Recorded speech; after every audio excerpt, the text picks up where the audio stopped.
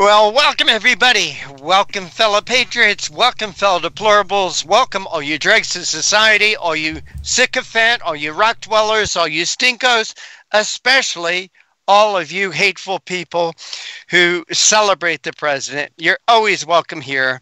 And this is the Conservative Commandos Radio Show. I'm Rick Trader, coming to you from the studios of the Conservative Commandos Radio Network.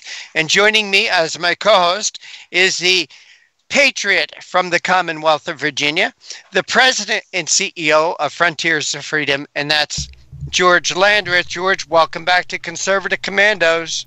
It's great to be here. This is the place to be. You know, if you're not here, not sure where you are. Indeed, it was. Indeed. You know, George, when I was a young boy, there was a show called Navy Log. And Navy Log came out in the 50s. It was broadcast in the 50s. It was stories about the Navy. And I can remember the opening of it, and it talked about battleships. Once there was many, then there was one. She went into mothballs, and then there is none. Now, don't you remember just a few months ago, there were 27 Democrats running for the nomination to seek to run for president. We're down to one. Bernie Sanders has dropped out, George, and it is Joe Biden.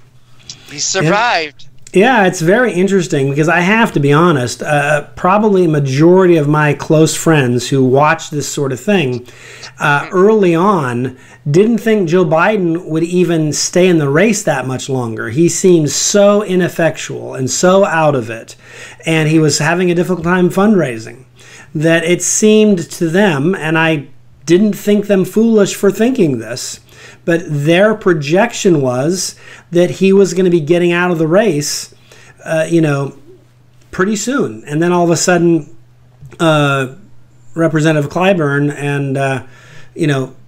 and obviously I think some people behind the scenes were helping him a lot because people started dropping out who still had money, which generally speaking, you don't get out of a race because you're losing. You usually get out of a race because you've run out of money. And you know, and so you had people getting out of the race who actually had money in the bank account. And so it was kind of interesting how quickly that all happened. So I suspect that, I don't know if it was the Clintons or if it was Obama or who it was, but somebody, a puppet master, was probably orchestrating, making promises and telling people to step aside. And why they picked Joe Biden is beyond me, because this is, I mean, it is absolutely... Well, George... He's clearly not up to the task. He can barely complete a sentence. I don't think he will be the nominee. That's a fair point. Come November, what is 6th, 7th, 8th, whenever the election is, I really don't think he will be the nominee. Democrats have a history of replacing losing candidates. Thomas Eagleson, all right?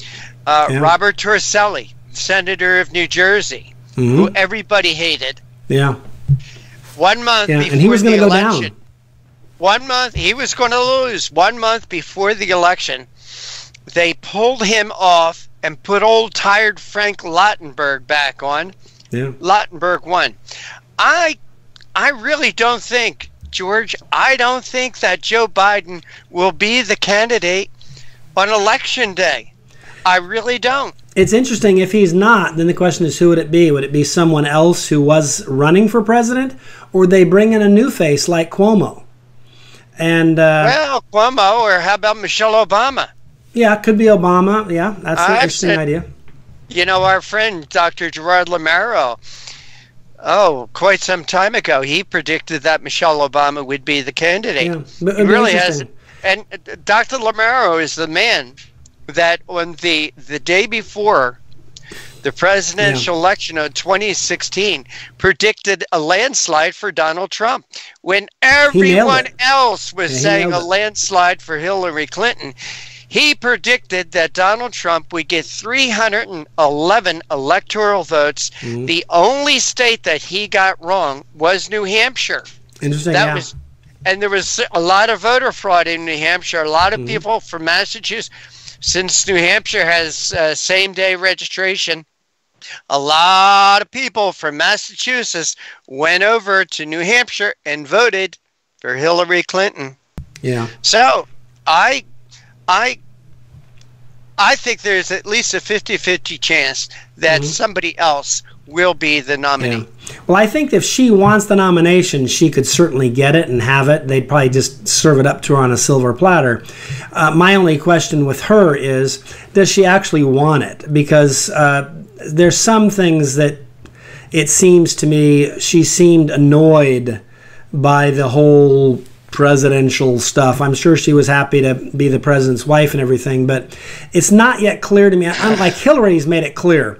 She loved Air Force One, George. She loved Air Force One. She loved all that free travel. She loved all that adoration that both of them got. Yeah, and that in itself is addicting. But Hillary, for example, makes it painfully clear that even 100 years from now, if she were still alive, she would want to be president. It's clear that desire for her will never be satiated. She will always desire to be the nominee.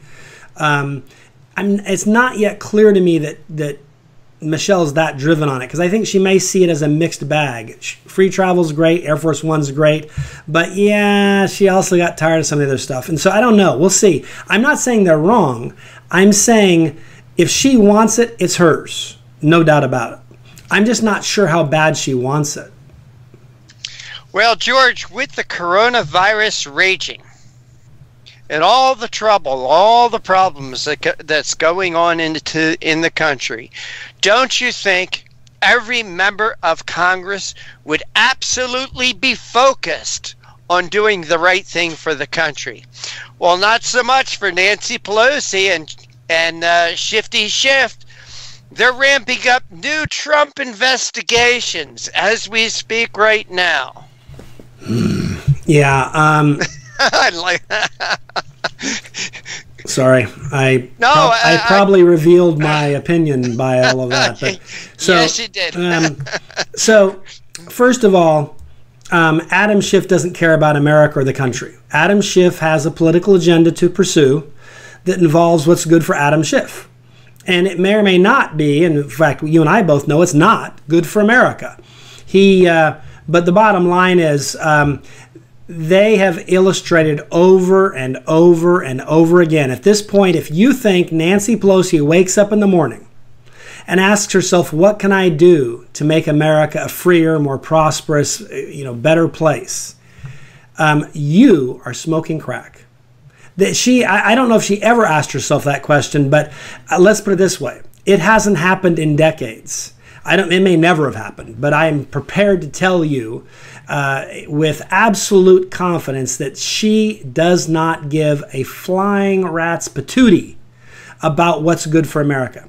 And Adam Schiff, I would argue, is probably even less interested, if that were possible, in what's good for America. So they will pursue what benefits them in their very limited, small-minded way.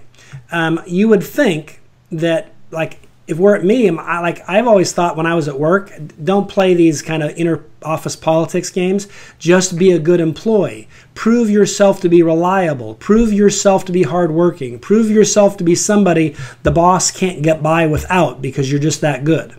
That was in my best interest. It was also in the company's best interest. That's not how they see the world. How they see the world is just, screw everything up, blame it on someone else, then try to promote yourself as the answer to the problem. And, yes. They would literally burn the warehouse down. I think they are burning the warehouse down, George, with this coronavirus. George, I'm not saying this isn't serious, but we go through a flu and virus season every year. Last year, over 61,000 people died. The year before that, over 78,000 people died. No businesses were shut down. No schools were shut down. Nobody lost their job. But then again, last year and the year before were not presidential election years. I think, George, if there's going to be an investigation, there should be an investigation into a conspiracy to bring this country down, to shut this country down, to stop Donald Trump, to stop his economy dead. Well, and they've said, they've made it clear that was their intention. They've talked about how a depression or a recession would be really good, not because, and they've even acknowledged, lots of people would suffer, but no big deal, because we don't care about their suffering. We just want to get rid of, Orange Man bad, Orange Man bad. And that's, and I'm just like, I thought I didn't like Obama. And I realized I actually did not feel about Obama the way they do about Trump, because I never actually wanted him to fail. I wanted some of his agendas to fail, but I wasn't interested in crashing America into the side of a mountain. I wasn't somebody who said the pilot needs to crash the plane. I'm like, no, I'm on the plane. My family's on the plane. The people I love are on the plane, and I do not want it to crash. Nope. And yet they do. And so that tells you that they're not good people. They're not good Americans. Indeed, they're not. Hey, George, let's take our first break. And then on the other side, we'll talk about our guests. And we got some more things to talk about Nancy Pelosi. But you are listening to and watching the Conservative Commandos radio show. My co-host is George Landrith, President and CEO of Frontiers of Freedom. I'm Rick Trader. And today's show, like all our shows, is being brought to you by the First Amendment and protected by the Second. We'll tell you who our guests are going to be right after this break.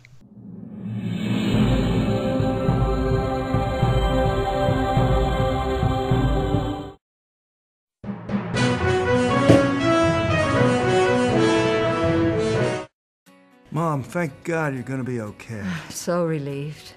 But you both should know when my time comes, I have a final expense policy with Senior Care USA. Is Senior Care USA the life insurance policy that helps loved ones pay for funeral expenses and other debts? Bill and I called to get more information. Yes, and there's an immediate payout of up to $50,000. If you're over 50, call Senior Care USA now to learn more about final expense insurance plans. There's no medical exam, even if you have a pre-existing condition like I do. When I called, the quote was free, and there was no pressure. I found out that policies start for as little as 35 cents a day. Rates will never increase and coverage won't decrease. I'm going to call today. Ask about the free prescription discount card. Oh, I'm so glad you'll be taken care of. Call 1-800-822-7419. That's 1-800-822-7419. But is it? It's really just the beginning, right? Have you written a book and want it published but don't know where to start? You're not alone. Page Publishing cuts through the confusion that most new authors face, like copyright protection, barcodes, printing, and digital uploading. We will get your book into bookstores now. We guide you through the publishing maze and help you distribute and sell your work in hard copy and ebook formats. That's right. We will digitize and place your book for sale on Amazon, Apple iBooks, and Google, offering it to millions. Don't waste another minute. Most publishers won't even look at new author submissions, but we're different. We review your book and provide you feedback in about a week. If we decide to publish your book, your work ends and ours begins. From copy editing and proofing to typesetting and book cover art, our team gets you into bookstores fast. Call 1-877-461-5033. Does your current bathroom need to be updated immediately? Introducing One Day Bath and Shower Remodeling, the complete and hassle-free way to get the new bathroom of your dreams in as little as 1 day, and for as little as $1.99 a month. Yes, the experts at One Day Bath and Shower Remodeling will come to you anywhere in the country and show you all the customized options. Now you can have a brand new bathroom in as little as 1 day. Large or small bathrooms, if you want a new bathtub or shower installed, we can do it in as little as 1 day. And if you call right now, you can save $750 off your remodel. We make it easy by offering you financing as low as $199 per month. So for as little as $199 a month, you can finally have the bathroom of your dreams. Call now to schedule your free in-home consultation. And we want to welcome you back, and thanks for staying. This is the Conservative Commandos radio show. I'm Rick Trader. My co-host is George Landrith. George is the president and CEO of Frontiers of Freedom. And for rebroadcasts of our shows, check out our website, CCRShow.com. That's CCRShow.com. And be sure to like us, friend us, and follow us on Facebook and on Twitter. So CCR Show, does that stand for Creedence Clearwater Revival Show? Or is it something else? Conservative Commandos That's Radio right. The Show. Conservative Commandos Radio Show at CCRShow.com. Exactly. CCRShow.com. So, George, once again, three great guests joining us today. Yeah, we really do. I always enjoy the guest portion of our show because we really have some just fabulous guests. We're going to start off with Ximena Barreto. She's the Business Development Director and Political Advisor at Engineered Tax Services, and she's also a grassroots strategist and does communications at Frontiers of Freedom in her spare time. She was the grassroots leader for Latinos for Trump, and we're just going to talk to her about some of the things she's noticed in Washington, in Congress, and kind of going on now as we face the coronavirus. Some of the conversation will be about the coronavirus, but the reality is it'll be more about what's happening in Washington and how it may impact you and why, sadly, Washington is often not on your side. It's a little bit of what Rick and I were just talking about Nancy and Congress and Adam Schiff and those kinds of things, but obviously different issues. But the bottom line is Washington is a city with difficulties because there are people who have, I think, some really bad motives. So anyhow, I think it'll be a very interesting conversation. Indeed, agreed. Yeah. And then next, on deck is Ed Ring. Ed is a contributing editor and senior fellow at the California Policy Center. And he also co-founded the organization, the California Policy Center, some years ago and was its first president. And he's also a senior fellow at the Center for American Greatness. And his columns appear in, LA Times, Wall Street Journal. He's, He's well published. And we're going to talk to him about some of the crazy stuff that's going on in California and how we have policies in place that actually endanger the public and endanger the disadvantaged. And yet, so often the message is, you know, oh, well, it's conservatives who just don't care about people. And I think the conversation with him will reveal that it's the left who seems not to care about the plight of the disadvantaged and the homeless, for example, and how its policies are putting them at grave risk during this coronavirus. So I think it'll be a very interesting conversation, and it will switch the tables on the way the normal media likes to talk about this issue. Yep. Bring a little truth to bear, right? Right. And then finally, our final guest, and I think this will be special because coming, you know, this being Holy Week and coming up on Easter, a conversation with Dr. Matthew Bunson. He is the executive editor of the EWTN News. He's also an author of many books. He's a historian, professor. He's a Roman Catholic theologian. And so we'll have, I think, a conversation that will probably, I don't know exactly where he'll want to go with it, but in my pre-conversation with him, I think it will be more about the renewal that comes in the spring, both the symbolism of that and then the message of Easter and the renewal and how those things go and how that's what our country needs is renewal. Absolutely, especially at this time, this time in our history. We need it every spring, quite frankly, and we need that sense of spiritual renewal. But right now, we need it more than usual. So I think it'll be a great conversation. We do. Indeed we do. Well, George, before the break, we were talking about Nancy Pelosi and Adam Schiff ramping up new Trump investigations, but Nancy is in the news for another reason, and that's all the garbage that she wants to put into these relief packages. That one of the things that she wants in a corona relief package is vote by mail provisions for our next elections. I mean, I think if there's anything that can produce more voter fraud than this, it's not out there. Yeah, this is... It's really not out there. Yeah, this is an invitation to voter fraud, to massive, massive voter fraud. First of all, let's keep in mind that the election will be held in November.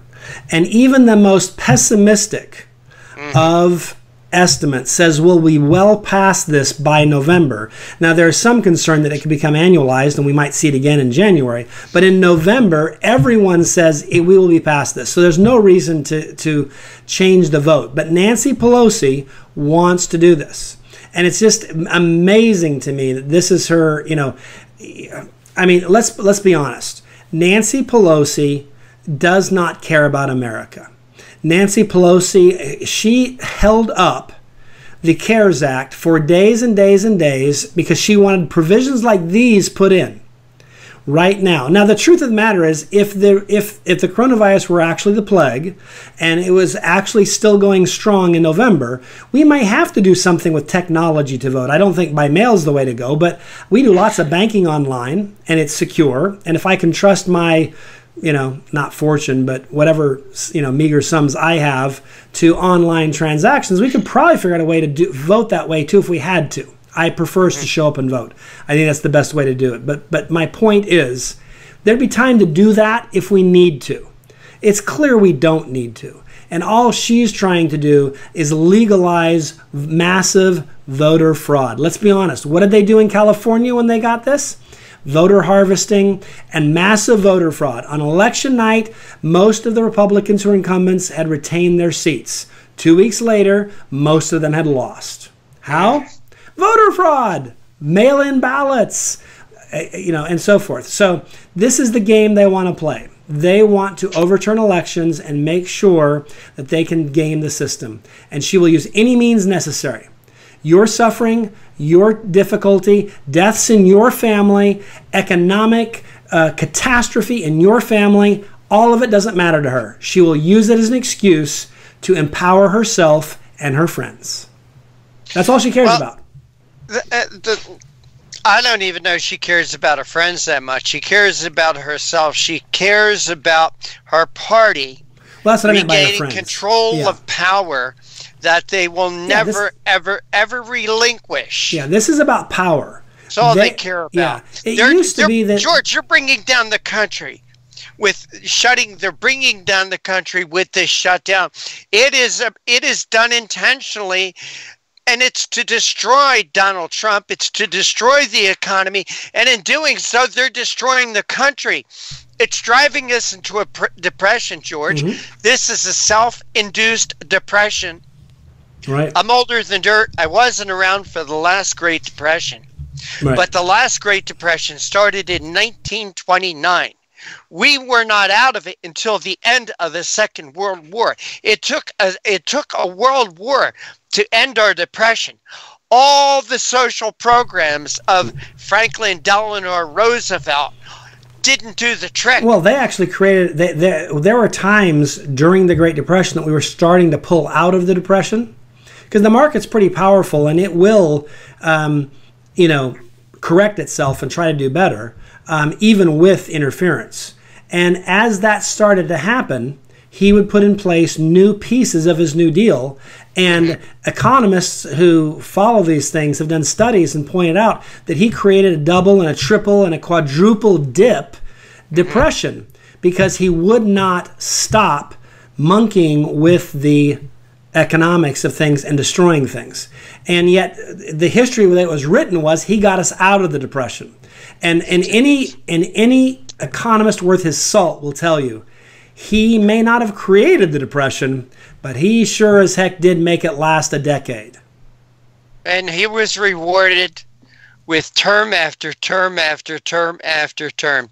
George, we got to go to our next break so we can get all our guests on. We got a full show here today. And you are listening to and watching the Conservative Commandos radio show. I'm Rick Trader. My co-host is George Landrith, President and CEO of Frontiers of Freedom. We'll have our first guest with us right after this break.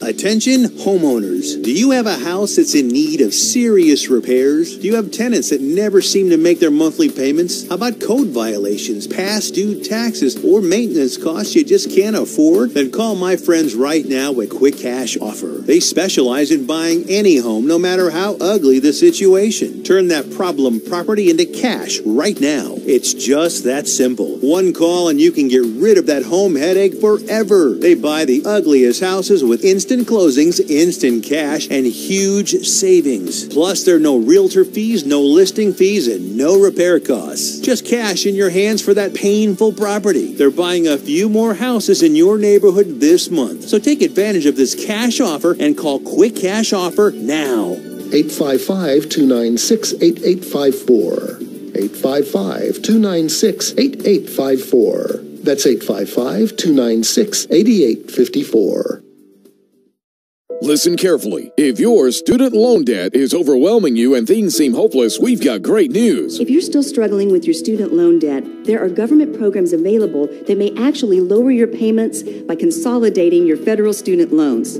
Just call us. We'll review your situation and work with you to consolidate your debt. In many cases, depending on your situation, we can lower your monthly payments in half or more. It doesn't matter how much you owe or how far behind you are. Even if you're in default, call us right now to find out how we can lower your payment in half immediately. You can stop the harassing phone calls and the wage garnishments. All you need to do is pick up the phone and call us right now. We can remove your default status, consolidate your federal student loans, lower your payments, and we can do it today. Stop worrying. This is a real solution that can help. So please call us right now. Call 800-917-8671.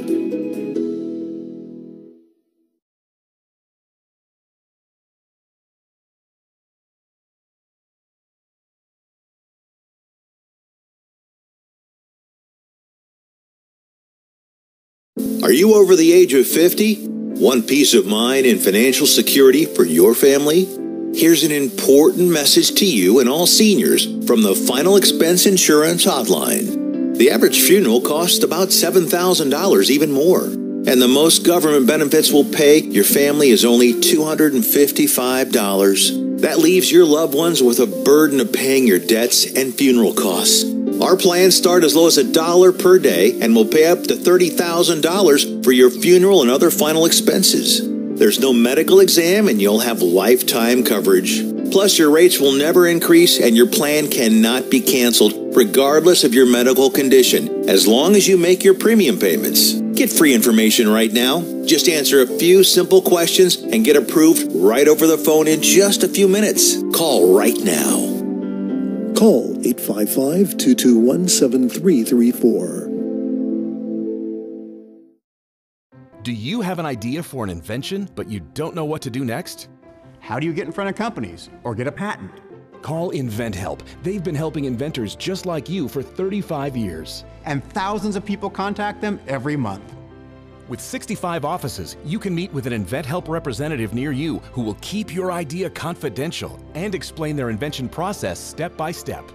InventHelp has helped over 10,000 inventors get patents. And they offer 3D animations and prototyping services to help demonstrate your idea. InventHelp's exclusive databank includes over 9,000 companies who have agreed to confidentially review new ideas, like yours. Don't wonder what to do next. Take action right now and get the help you need from InventHelp. InventHelp. Call today for free information. 800-880-2937. That's 800-880-2937 now. Welcome back to the Conservative Commandos, the radio show and the television show, thanks to the AUN TV network, the Conservative Commandos radio network, of course, broadcast all across this great nation. And of course, we're also carried everywhere, with the possible exception of China, North Korea, and Iran, because they're totalitarian regimes that hate freedom. But everywhere else we're there, thanks to Al Gore's amazing internet. I'm George Landrith with Rick Trader. We're your co-hosts today.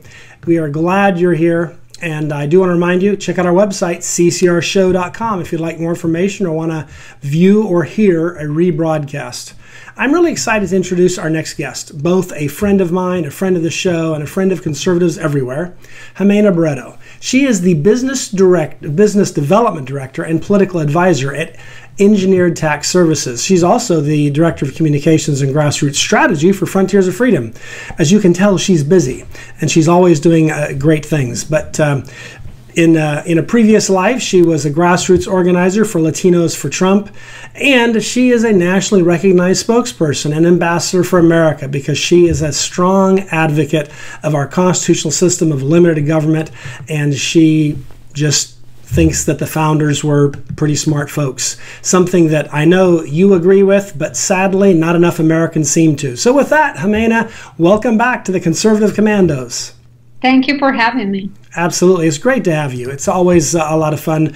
You're smart, you're articulate, you know what's going on. So I thought I'd get you on largely just to talk about your observations of what you see happening. Because as I see it, this pandemic has two impacts. One is clearly if you will, the healthcare one. And it's serious, and obviously people dying is a horrible thing. And the other one is economic. And it also is a real issue. And then, of course, there's, because of both of those things, you have the government trying. So let's jump in and you talk about some of your observations, what you see happening in your professional life, because you're kind of have your finger, as it were, on the pulse of the country, and always have something interesting to tell us. I think I'm more worried. I think that the cure is worse than the virus. The effects that this is causing to the economy is insane, and the whole stimulus bill, as a fiscal conservative, that is insane. It's the biggest stimulus bill that we have passed, and if you really read through it, yeah, there was, I mean, do you think $1,200 is going to fix the situation? Not only that, the checks are taken between 5 weeks and then 5 months. So I don't think that's going to fix the problem for anyone. But not only that, we're adding, I think if Thomas Massey did the math, and it's per household, we're adding $60,000 to the national debt. So is it worth it to get $1,200 in return? I don't think it is. And that's why I'm concerned.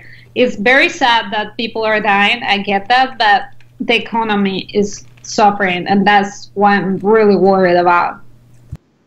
Well, you make a good point, because people who are worried about the size and scope and the growth of government have noticed a trend, which is in times of war and in times of great emergency or difficulty, government tends to grow.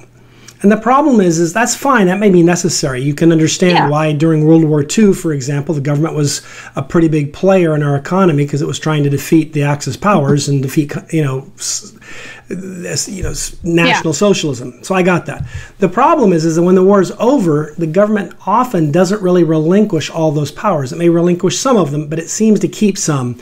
And so over time, there's this creeping, growing government entity that uses emergencies as a way to kind of glom on to more power. Yes. Do you see that happening now?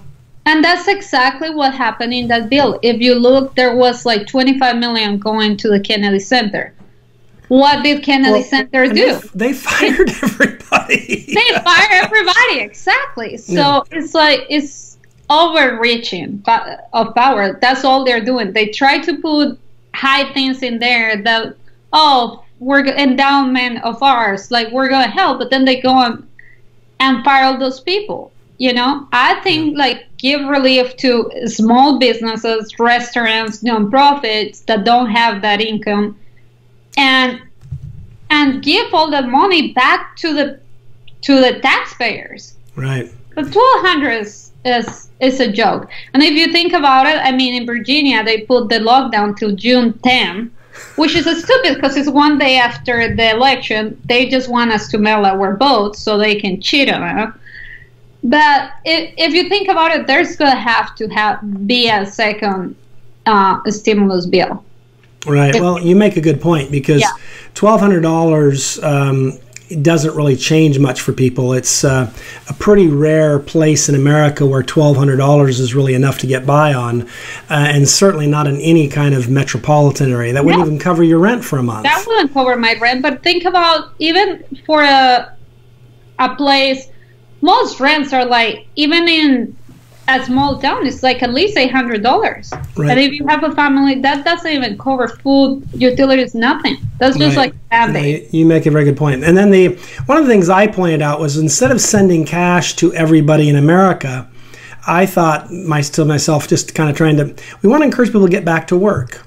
So why not give, kind of like what they're doing with the grants to small businesses and say, you get your people back to work, or if they're not back to work, like it's not safe to, and that's fine. I'll leave that to someone smarter than me to decide. Pay them anyhow, and we will, as they've said, forgive we'll forgive the grant, or make it a grant instead of a loan, as you know. But then at least the aid is coming through an employer, so that you're still connected to your work. And you get it based on maintaining that connection. Whereas when you do things like give out unemployment insurance, we know that people tend to not look for a job until the benefits run out. And so that's paying people not to work is not going to help get the economy rolling again. There's not incentive to find a job when you come in money. Right. So if we're going to spend the money anyhow, let's at least spend it in a way that gets people connected to their work and back to work, and rewards them for working, and at the same time keeps them afloat, since we've kind of had this lockdown where we shut everybody down, and it's not really anyone's fault. I mean, this is different than TARP, where people made bad decisions and bad investments, and then basically we asked the taxpayers to make it whole for them. Because you know darn well, if you go out tomorrow and buy a stock and it crashes and you lose all your money, is anyone going to write you a check for that? No, I wish. Right, exactly. And but this is different, because the reality is people who are out of work right now and sitting at home, it's because governments made them do so. And they didn't make a bad decision. It's just kind of a bad thing. So, but I'd want to, like you said, keep the costs down, and then keep it related to getting us back to work when it's safe. When it's safe. And unemployment doesn't really do that. So it seems to me there's a better way to do it. And I think the way is giving companies relief. That way they can keep their employees working. Right, and you can tie the string to it that they use it for that. But it's funny, they didn't do that for the 2008. Well, not only that, they didn't do it for corporations, but they didn't do it for the Kennedy Center. No. I mean, the Kennedy Center got $25 million. But then the next day, they fired everyone. You're talking about not giving them the amount. The whole amount. Yeah, my understanding is that the Kennedy Center has decided and worked something out where they're going to bring back the employees. Well, they have to. Yeah, because I think Congress will end up taking the money from them and saying, never mind. But this is an example of what Nancy Pelosi kind of, what's good for me isn't good for everyone else. Well, I think you heard her. She doesn't want to give money to businesses because, they'll buy back their stock. They'll give all the money to the executives. And then, lo and behold, she gives money to the Kennedy Center, a nonprofit, with no strings attached. And what do? Exactly what she accuses business of doing. But you know what? Business has to actually keep its employees. And if it doesn't, it's in trouble. Yeah, and I think if you think about it, we're in this situation because of Democrats. They started getting the reports about, I think, the first patient went to Washington State after taking a trip to China in December is when those reports started coming around. What were the Democrats doing? Passing pens and impeachment papers. Who received those documents? Adam Schiff was the head of the intelligence community. I'm sure he was briefed about patient one. But he didn't have time for it because he was too focused on impeachment. Trump's fault. Right. Trump went from being impeached to this crisis. Yeah. They're trying to pull everything on him, and it's not his fault. If they, I mean, how much money did they wasted on that impeachment? And now they went ahead and created an oversight committee to deal with the virus. I'm like, they want to try to get him out of office, which is ridiculous. The virus wouldn't be as bad have they really given them attention. Yeah, no, you're exactly right. Back in December, not 2 months later. You're exactly right. We're up against the clock, so we've got to take a quick break here. But I do want to remind our listeners, you're listening and viewing the Conservative Commandos. I'm George Landrith with Rick Trader. We're coming to you all across this great nation on the Conservative Commandos radio network, the AUN TV network, and of course, Al Gore's amazing internet with TalkStream Live, iHeartRadio, TuneIn, Net Talk Radio, and AMFM 24/7. And of course, our website, ccrshow.com. Don't go away. We'll be right back.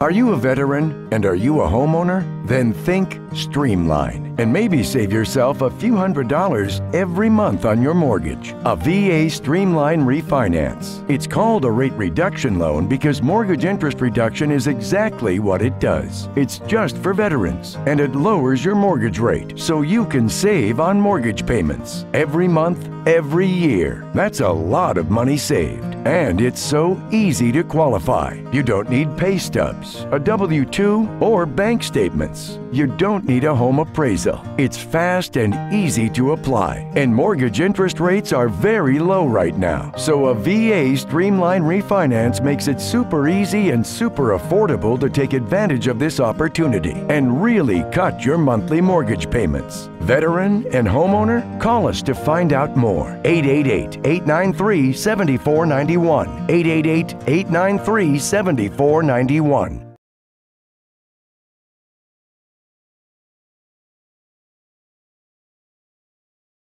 Do you have an idea for an invention, but you don't know what to do next? How do you get in front of companies or get a patent? Call InventHelp. They've been helping inventors just like you for 35 years. And thousands of people contact them every month. With 65 offices, you can meet with an InventHelp representative near you who will keep your idea confidential and explain their invention process step by step. InventHelp has helped over 10,000 inventors get patents. And they offer 3D animations and prototyping services to help demonstrate your idea. InventHelp's exclusive databank includes over 9,000 companies who have agreed to confidentially review new ideas, like yours. Don't wonder what to do next. Take action right now and get the help you need from InventHelp. InventHelp. Call today for free information. 800-880-2937. That's 800-880-2937 now. Is your credit card debt driving you batty? We're going up! Just like your credit card fees and interest rates. To the top! With those sky-high payments! You can't forget about your debt. Always fear! The debt suckers are here! Are your payments sucking the life out of you? Just one call to Consolidated Credit can get the debt suckers off your back. Consolidated Credit will lower your interest rates, consolidate your bills into one easy payment, and get you out of debt fast. Call Consolidated Credit and get your life back. Call 1-800-201-8213. 1-800-201-8213. That's 1-800-201-8213. 1-800-201-8213. When debt is a problem, Consolidated Credit is the solution. Because debt sucks! Attention Viagra and Cialis users. Are prescription drugstore prices too costly? Get 50 generic pills for only $99. That's right, 50 100 milligram generic Viagra for only $99. Our products have the same active ingredients as the brand name products. Money back guaranteed if you're 100% not satisfied. Get 50 generic pills for only $99. Order now and call the number on your screen. Have your credit card ready. Welcome back to the Conservative Commandos, the radio show and the television show, carried on the AUN TV network, the Conservative Commandos radio network, and of course, always Al Gore's amazing internet. I'm George Landrith with Rick Trader. We're your co-host today. We're glad you stuck around. We are talking with Ximena Barreto, and she is a familiar face and a familiar voice because she is an active leader, a thought leader, and an opinion leader in the conservative movement. And we're glad she could stick around because there's lots more to talk about. Before we jump back in, I do want to remind you, if you want to hear or view a rebroadcast, if you missed the first part of the segment, you can still catch it. Just go to ccrshow.com. It's all there. Ximena, before the break and the clock rudely interrupted us, you were making the point that when the Democrats should have been paying attention, when the briefings first started hitting in December and then in January, they were focused primarily on impeaching Donald Trump. And they had, for whatever weird reason, they gave Adam Schiff, the chairman of the Intelligence Committee, the primary responsibility. So why are we not holding him accountable? Because I'm guaranteed he was briefed on the coronavirus. Yeah, and then did nothing. And did nothing. Instead of like, oh, let's impeach the president. Now Nancy Pelosi, oh, let's start oversight committee for the way the president's handled the virus. So I'm like, well, you keep attacking him. This was your responsibility. Right. Well, one thing that's interesting is they now say he didn't do enough soon enough. And it's like, but I remember when he shut down travel from China very early on. And he started They said he was a xenophobe and a racist. He started the task force in January while he was being impeached. And also, think about how much the impeachment costs. Now you're doing a committee for the way they're handling the virus. How much money is that going to cost us? Passing a ridiculous stimulus bill. Yeah. It's disgusting. Yeah, how many ventilators could they have bought with all that? Or how many face masks or other protection devices could they have bought with the money they waste on these investigations? Yeah, a lot. And then the question, I think, too, is... have saved a lot of lives. Yeah. And I think also on top of that, I guarantee if Adam Schiff holds a hearing, he won't look into why, when the federal government under Barack Obama drew down our supply of these medical supplies that were needed during the swine flu, they were drawn down dramatically to the point where we had almost none. And they were told by many medical experts they should replenish that supply, and they never did. And they had years to do it, about 6 years roughly to do it. And they didn't. And that will not be discussed. What we'll talk about is, could Donald Trump have done something in 24 hours better or something? It's like 24 hours or 6 years. Interesting. Yeah. And you have people in the task force that have worked through Obama and previous presidents. Like, we have had years to prepare for something like this. Why there's not a stock of supplies? That blows my mind. And I think President Trump had to make a good case for it with saying we need, to bring back those jobs. We need to change regulations, because if we're not self-sufficient. We depend on China, as sad as it is. Right. And unfortunately, they are winning.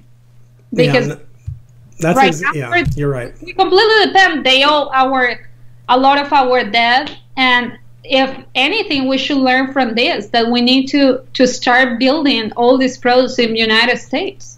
Yeah, I agree with you. And one of the things, some people say the answer is just to like pass laws that require people to buy American. My attitude would be that might not be our best move to require it. I think what we should do is look at all the things we've done in the last 30 years to chase business away.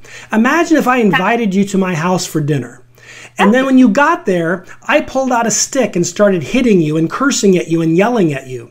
And then you leave. And as you leave, I chase you out in the yard with the stick and continue to hit you and beat you and so forth. And then after you get in your car and drive away, I go, wow, she's so rude. I invited her to my house and she won't even come over for dinner. And it's like, dude, you are so inhospitable. You can't possibly argue that her leaving was somehow, that's what we've done to business. That's the analogy I would use. We've done that to our businesses by regulating and taxing them and so forth. It's and like we need to change that. Regulations. Like, for example, I'm dealing right now with some orders of supplies. This will cost you to make in China 25 cents. If they're being brought here, they, with shipping and everything, is close to $2. I mean, it's insane. Right. And it's not just because we're paying people more. I understand we do pay people more, but our workers tend to be more productive, and you also save on transportation costs. China's a long ways away. Exactly. The real cost is the cost that government imposes through regulatory regimes. And some people have no concept of what that cost is, but it adds up to trillions of dollars of imposed costs. It, in many cases, dwarfs the actual taxes that are paid.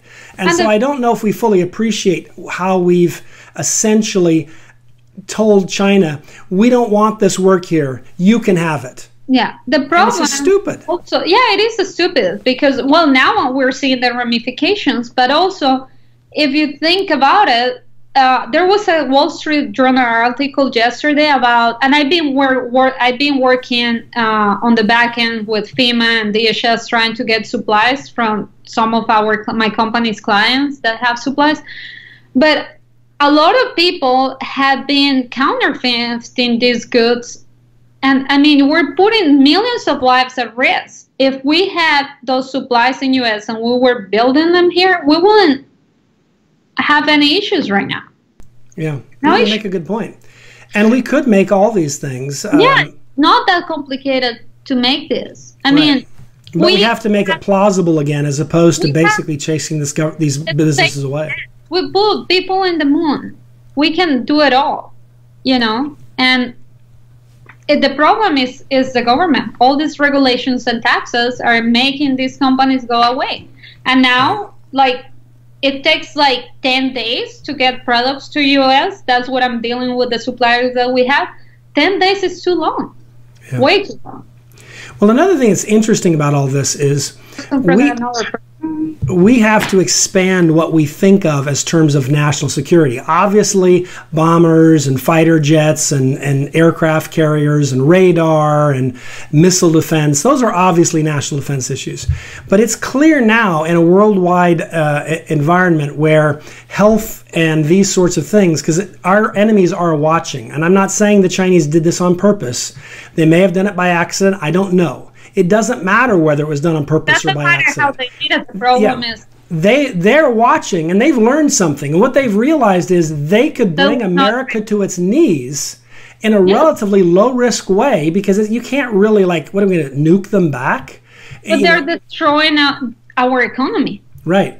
And so to me, we have to have a better definition of what is national security, because we have to be able to be self-sufficient. I don't really care where we get our flip-flops from, you know, or our T-shirts. You know, that's not really national security. But clearly medical devices and medical equipment and needed drugs to sustain life is actually national security. So we're going to have to reevaluate what we've thought about these things. Now that you were talking about national security, I think everybody's like, oh, illegals are a threat to national security. For me, the biggest national the threat to national security is our debt, and we just increase it by a lot.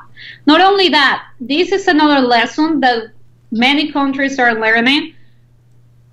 Immigration, enforcing immigration works.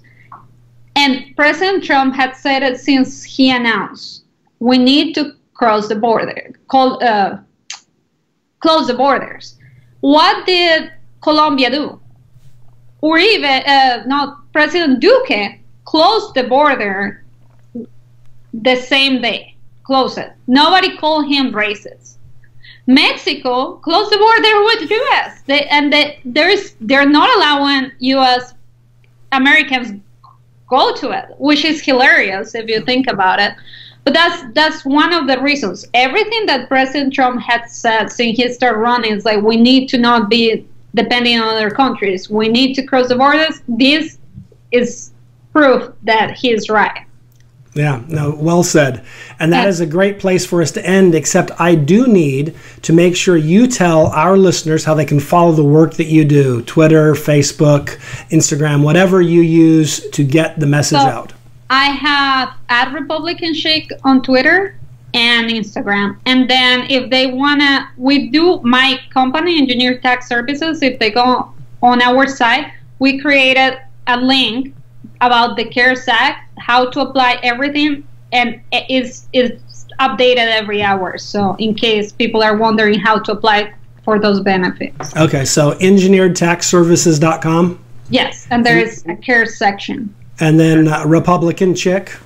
On Twitter and Instagram. Excellent. Those are easy to remember, and hopefully folks will go to them and they'll be better for it, particularly if they're following you on Facebook or on Twitter and Instagram. They'll be smarter for it. But at any rate, thanks so much for spending this time with us and sharing your wisdom and your insights on what's going on. I appreciate it. Thank you. Absolutely. You're listening to Conservative Commandos. I'm George Landrith with Rick Trader. We are coming to the Conservative Commandos radio network, the AUN TV network, and always Al Gore's amazing internet. Don't forget our website, ccrshow.com. Rick and I will be right back.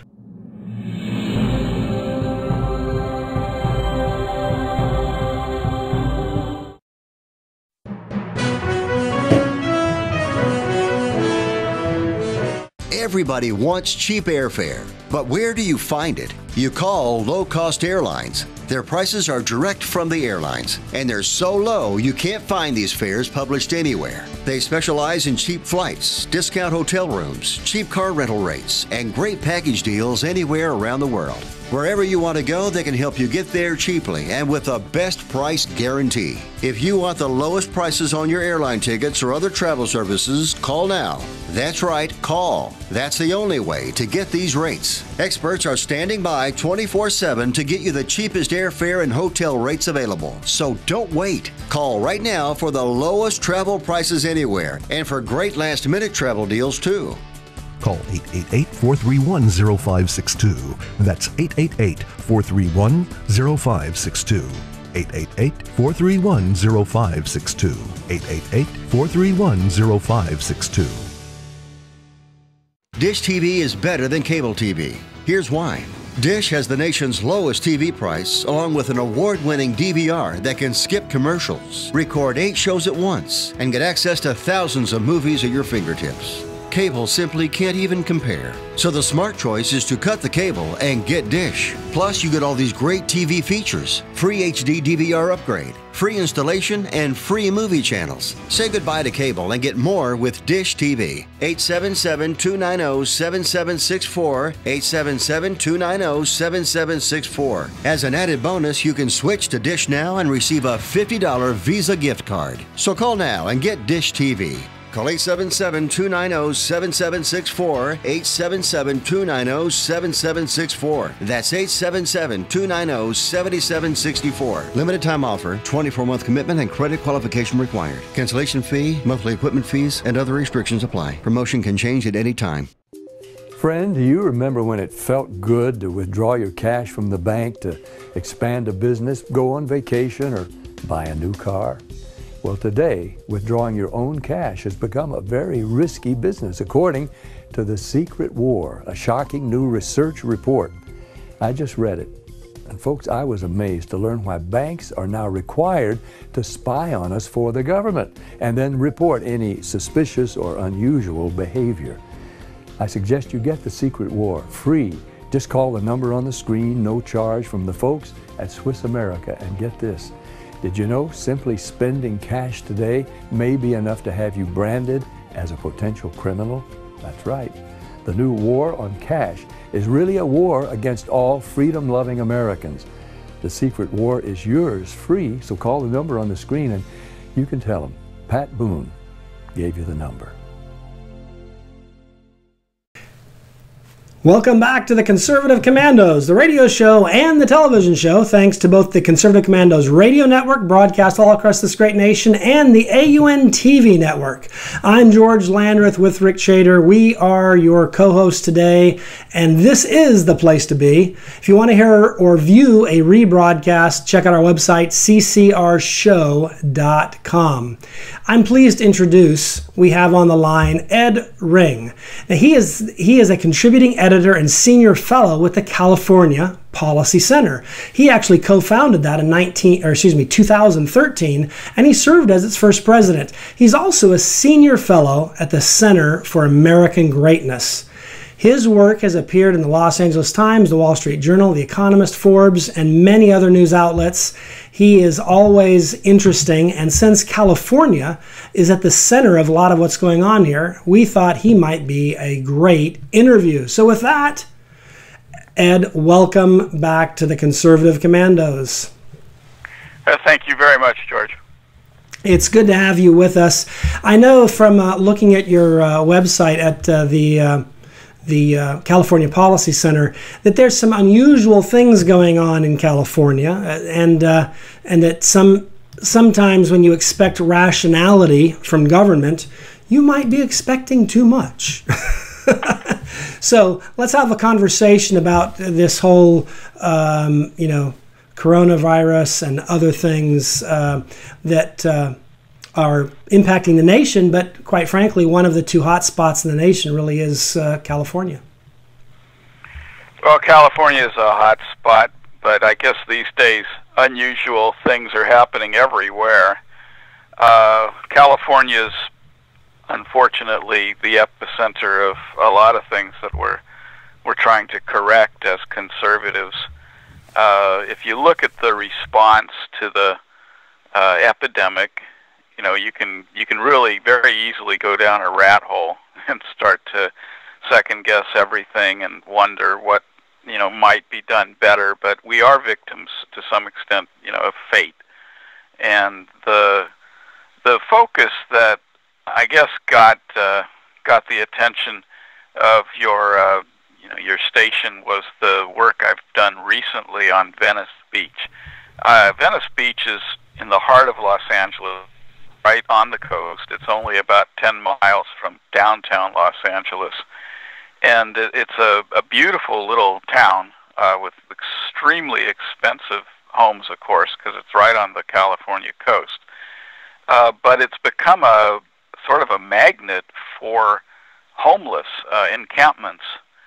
And the situation there is especially ironic because while everybody in California has to stay at home, can't even go out to go to work unless you're an essential worker, the homeless encampments in Venice Beach have actually expanded. I haven't obviously been there in the last couple of weeks, but I know people who live in Venice Beach and are providing daily updates, and I'm on some of the forums online that track this in Venice Beach, and they stopped cleaning the streets every week, which means that the tents are multiplying and never get disrupted now. They used to have to clean them up once a week.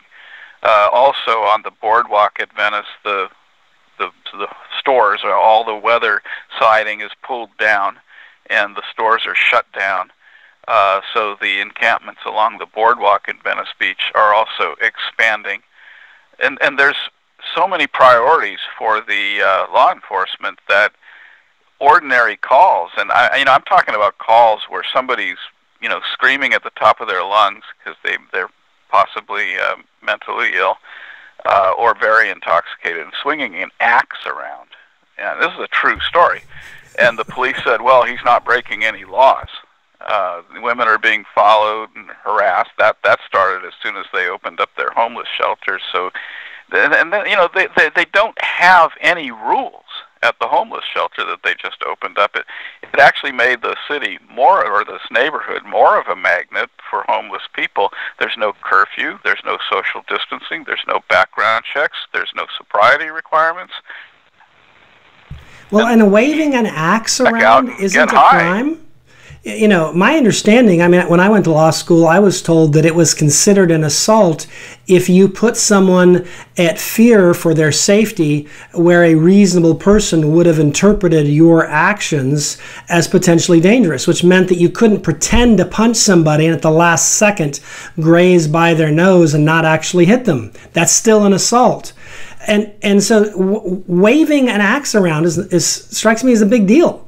It is, but I guess the situation was such that the person was seen and was, you know, a couple of 100 feet away, and therefore it wasn't an immediate threat. But I don't want to get too fixated on one example. I mean, there's people climbing on top of the roof of a church and engaging in drunken revelry all night long, and nobody's coming to get them. There's stacks of high-end bicycles in front of some of these tents, but you can't prove that it's a chop shop because you'd have to somehow go in there and have probable cause to examine the body.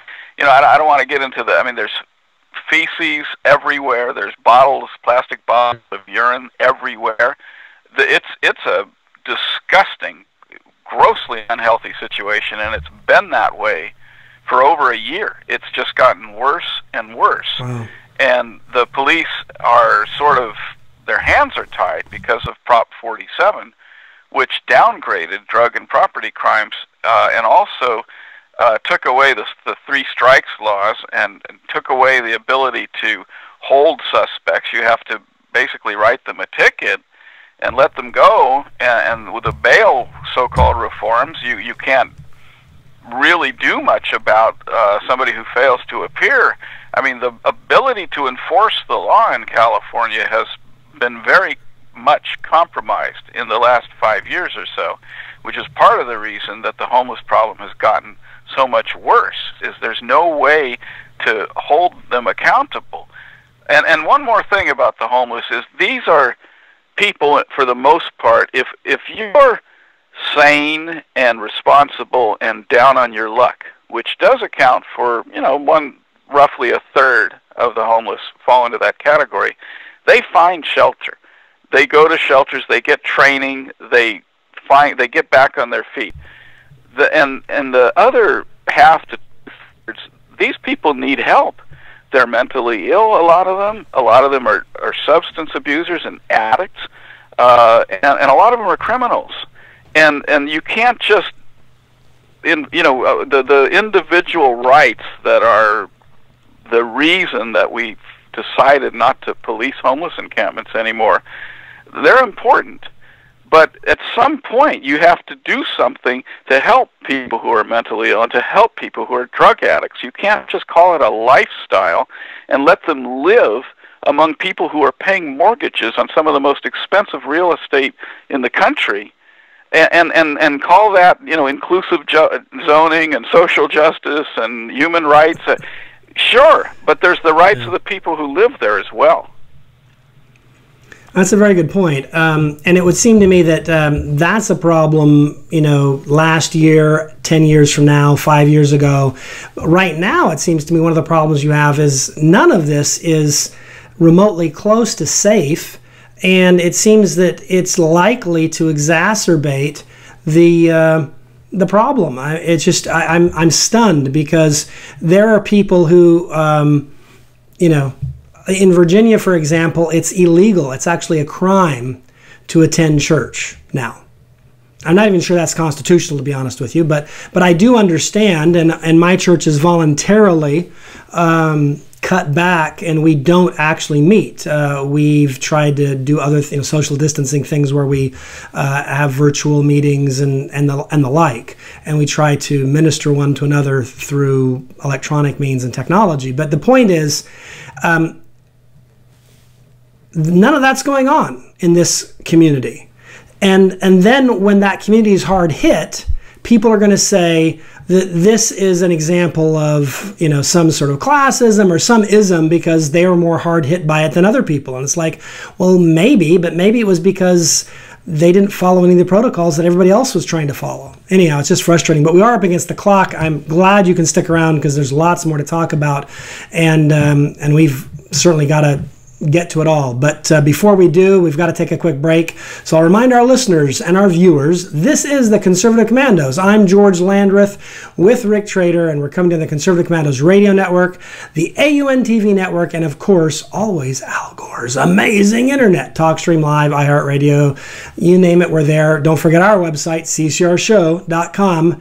We will be right back with more from Ed Ring.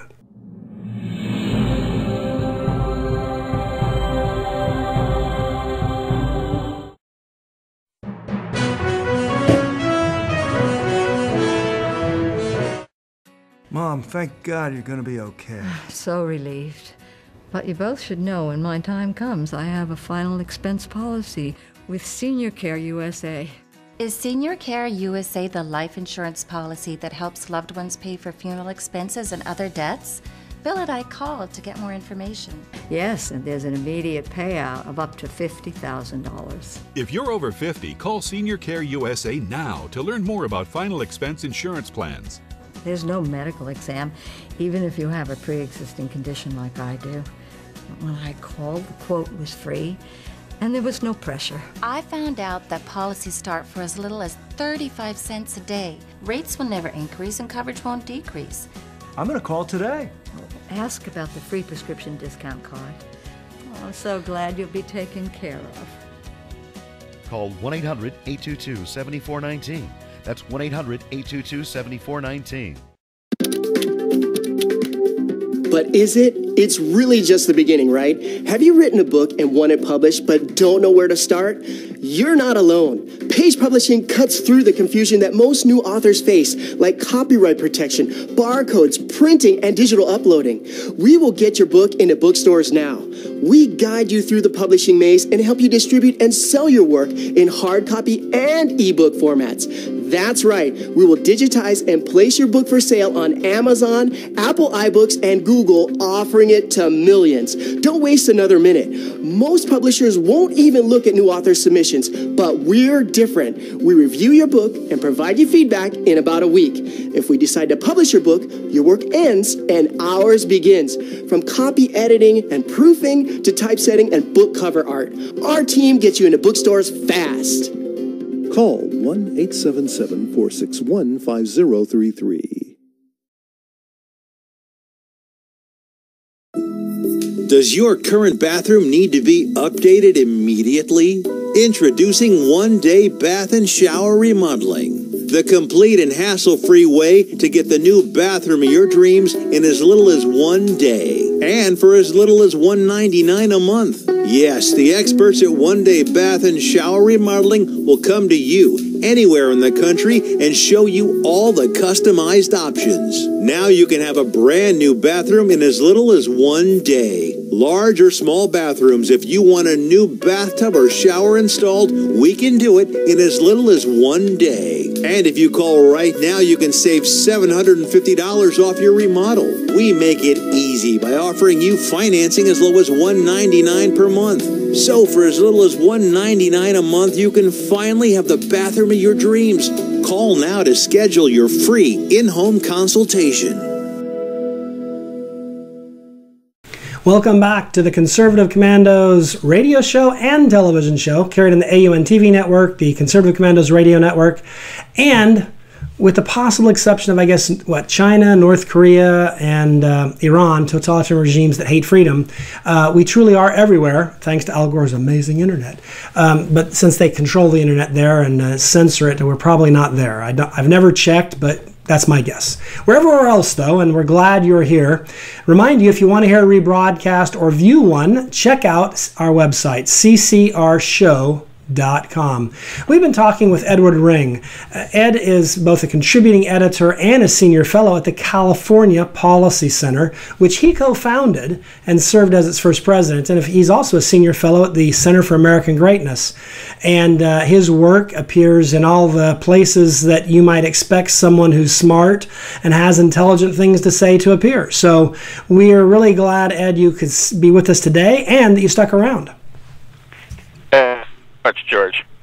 I just wanted to ask you, one of the problems we have is sometimes people say things like, well, we want to help the homeless out, so we need to, let them do what they want to do. And I'm not sure that's always helpful. I know I have 7 kids. When I raised my 7 kids, I didn't always assume that whatever they wanted to do was always in their best interest. I would assume the goal of any homeless program is to help people not be homeless.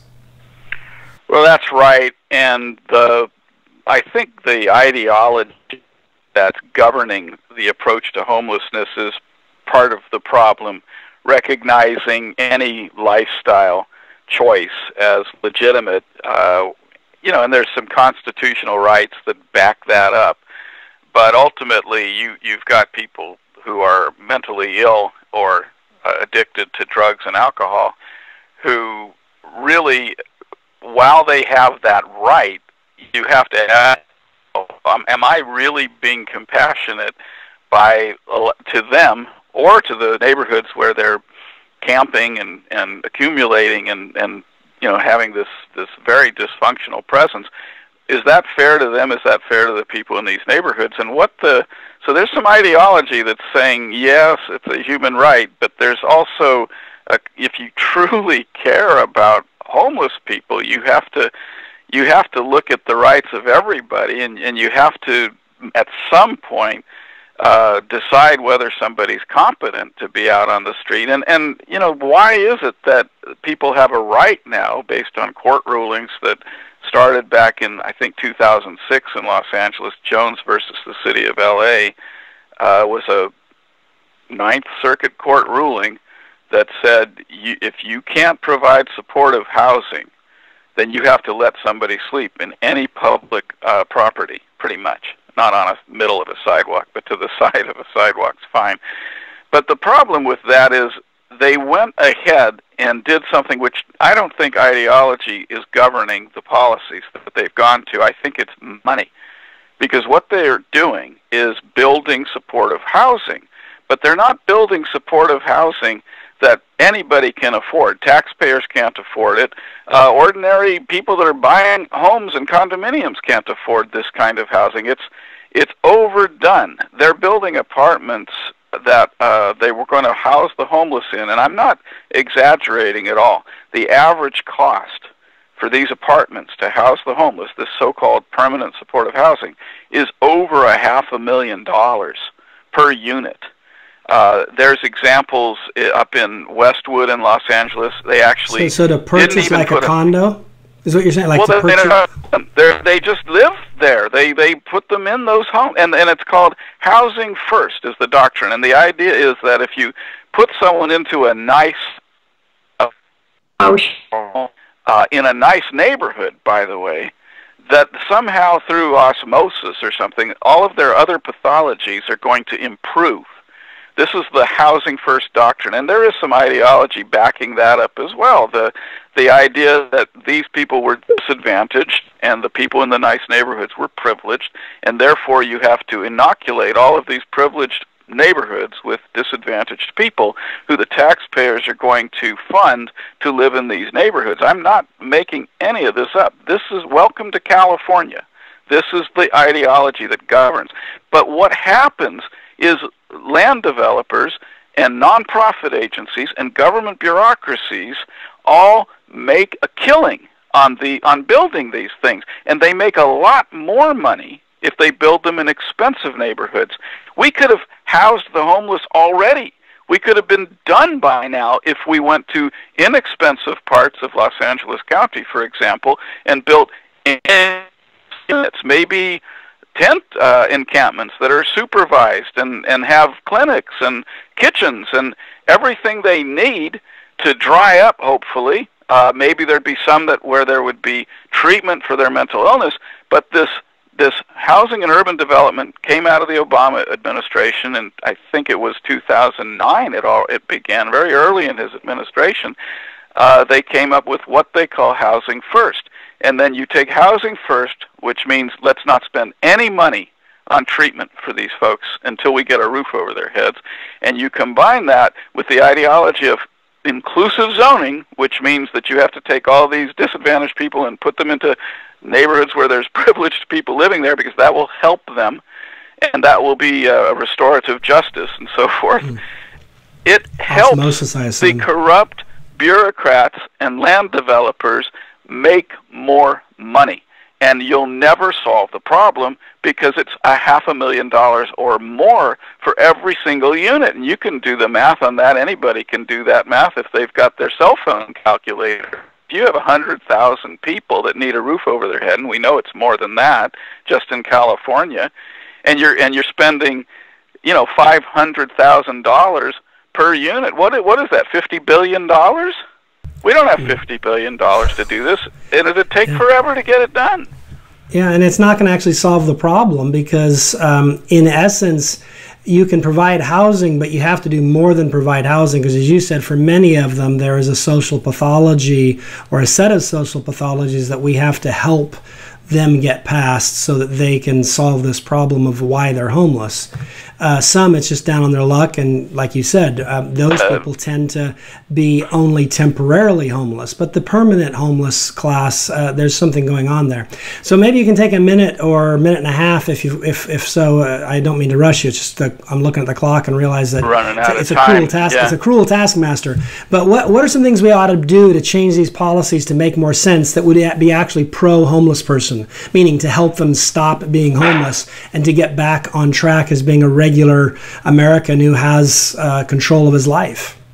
Well, first of all, admit that you're never going to solve the problem the way you're doing it, and that's number one.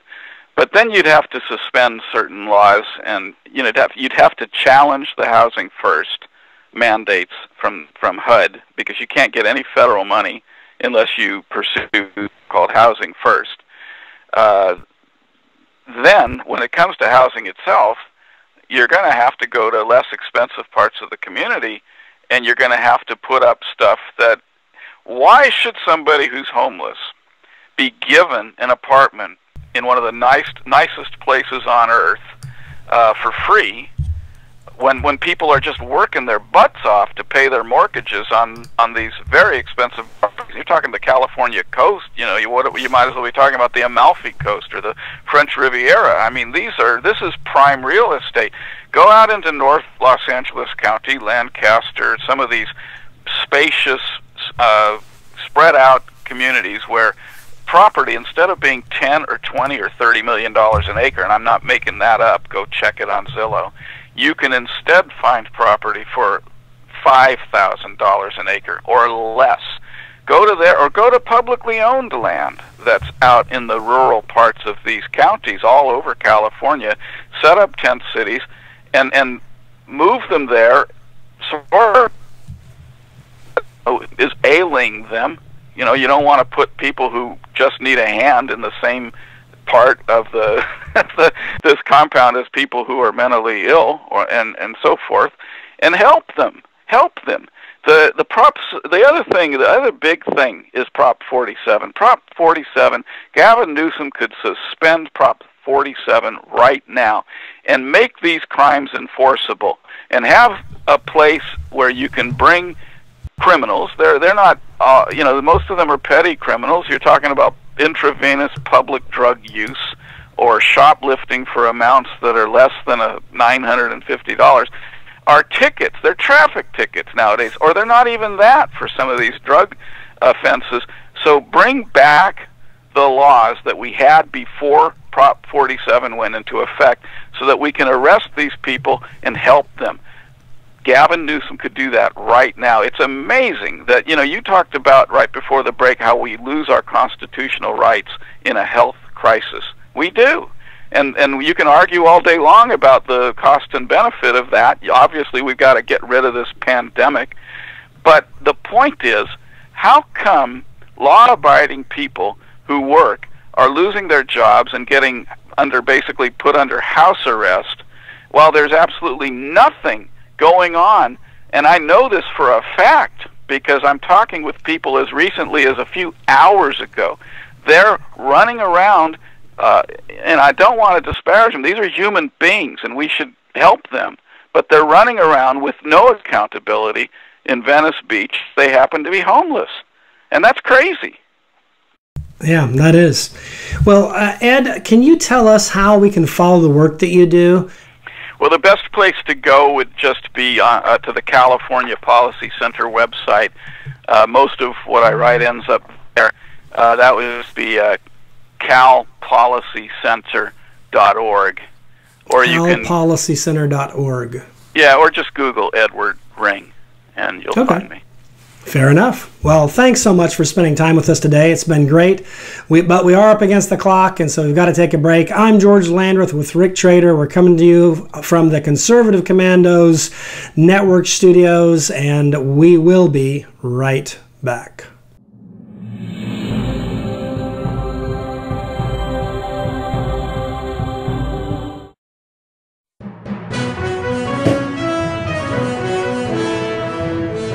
Attention homeowners, do you have a house that's in need of serious repairs? Do you have tenants that never seem to make their monthly payments? How about code violations, past due taxes, or maintenance costs you just can't afford? Then call my friends right now at Quick Cash Offer. They specialize in buying any home, no matter how ugly the situation. Turn that problem property into cash right now. It's just that simple. One call and you can get rid of that home headache forever. They buy the ugliest houses with instant closings, instant cash, and huge savings. Plus, there are no realtor fees, no listing fees, and no repair costs. Just cash in your hands for that painful property. They're buying a few more houses in your neighborhood this month. So take advantage of this cash offer and call Quick Cash Offer now.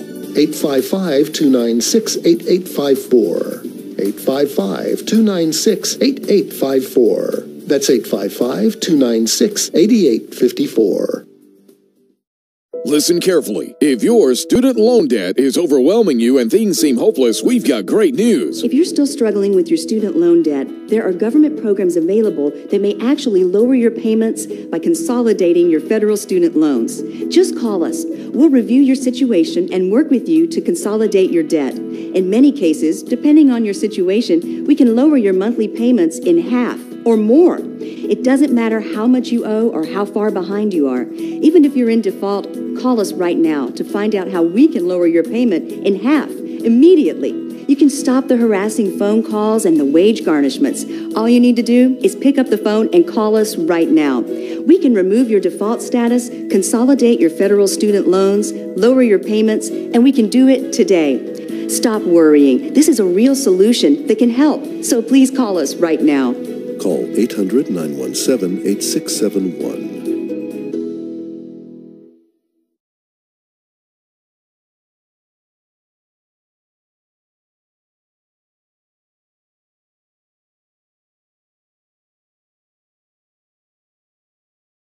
Are you over the age of 50? Want peace of mind and financial security for your family? Here's an important message to you and all seniors from the Final Expense Insurance Hotline. The average funeral costs about $7,000, even more. And the most government benefits will pay your family is only $255. That leaves your loved ones with a burden of paying your debts and funeral costs. Our plans start as low as $1 per day and will pay up to $30,000 for your funeral and other final expenses. There's no medical exam and you'll have lifetime coverage. Plus, your rates will never increase and your plan cannot be canceled regardless of your medical condition, as long as you make your premium payments. Get free information right now. Just answer a few simple questions and get approved right over the phone in just a few minutes. Call right now. Call 855-221-7334. Do you have an idea for an invention, but you don't know what to do next? How do you get in front of companies or get a patent? Call InventHelp. They've been helping inventors just like you for 35 years. And thousands of people contact them every month. With 65 offices, you can meet with an InventHelp representative near you who will keep your idea confidential and explain their invention process step by step. InventHelp has helped over 10,000 inventors get patents. And they offer 3D animations and prototyping services to help demonstrate your idea. InventHelp's exclusive databank includes over 9,000 companies who have agreed to confidentially review new ideas, like yours. Don't wonder what to do next. Take action right now and get the help you need from InventHelp. InventHelp. Call today for free information. 800-880-2937. That's 800-880-2937 now. Welcome back to the Conservative Commandos, the radio show and the television show. Thanks to the AUN TV network, the Conservative Commandos radio network. We truly are carried all over the place. And if you don't happen to be near a broadcast tower, we are carried everywhere, with the possible exception to China, North Korea, and Iran on Al Gore's amazing internet. We truly are everywhere, and we're glad you're with us. I want to remind you, if you want to hear or view a rebroadcast, just check out our website, ccrshow.com. I am very pleased to introduce our next guest, Dr. Matthew Bunson. He is the executive editor of EWTN News, and he is also the author of more than 50 books. And he's an historian, he's a professor, he's an editor, he's a theologian. We are really glad to have you here. And so with that, Matthew, welcome to the Conservative Commandos. I'm very happy to be here. Especially in what I think we're all recognizing is a moment of history. So for those of us in journalism, especially in Catholic journalism, given the impact of the COVID-19 pandemic on the Catholic Church, but on everyone, this is one of those great privileges to be in journalism right now. Absolutely. Well, one of the odd things about this is while, it's easy to think of this as impacting, if you're in New York, or it's New York, if it's, thinking in terms of locally, because it's where we are, this is actually a worldwide pandemic. And of course, the Catholic Church is a worldwide church. So, but I wanted to first start off with kind of some recent news. Congressman Lipinski of Illinois, he was, I don't know if he's the very last, but he's certainly one of the last federally elected pro-life Democrats. And my understanding was he was not ashamed to make it clear he was pro-life, and so he wasn't a closet pro-lifer. He was out there, right. And people knew that he stood for that. And for that reason, he was primaried and just recently defeated. And as a result, will, I assume, unless he can get on the ballot in some other way, he will not be the nominee. And, I think that's sad. I mean, I tend to vote Republican. I don't tend to vote. I've always voted Republican. But the bottom line, I'm a conservative. But on an issue as important as life, I think it's sad that it's become an R versus D issue. It's kind of like it used to be certain issues didn't go that way.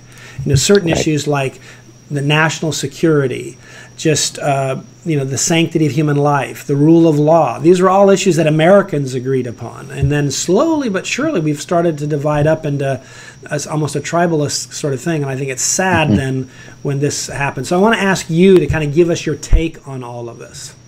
Certainly. Well, we're talking about a 8-term congressman, House Representatives from Illinois, in what had been considered for many years a very safe district for Dan Lipinski. He was very popular. And as you noted, he was very upfront about his support for the pro-life cause. When he came into Congress, there was a pretty large caucus of pro-life Democrats. What we've seen, certainly in the last 15 years or so, in the wake, in part, of the Affordable Care Act that led to even more polarization politically, but also led to pretty severe losses among the pro-life Democrats in the wake of the Affordable Care Act vote. He became a very rare creature indeed, as you noted, and that was a pro-life Democrat.